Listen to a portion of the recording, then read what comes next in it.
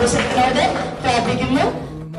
ഒരുപാട് പേർക്ക് നമ്മുടെ ജോലിക്കുള്ള സാധ്യത ഉണ്ടാക്കി അവരെ പഠിപ്പിച്ച് ജോലിക്ക് അയച്ചു. 30,000-ലധികം പേര് ഞങ്ങളുടെ അറിവിൽ ലിസ്റ്റിൽ തന്നെ ഉണ്ട്. അല്ലാതെ കിട്ടിയ അനേകം പേരും കൂടെ തന്നെ കാണും. ഇങ്ങനെ ഒരു സ്ഥാപനം ആരംഭിക്കാൻ മനസ്സ് വരികയും അത് ജീവിതാനുഭവങ്ങളിൽ നിന്ന് ഒരുപാട് ഈ മേഖലയിൽ അദ്ദേഹം പ്രവർത്തിച്ച ഒരു വോയിസിൽ പ്രവർത്തിച്ച ഒരാളെന്ന നിലയിൽ അദ്ദേഹത്തിന് ശരിയായ ഗ്രാഹ്യം ഉണ്ടാവും.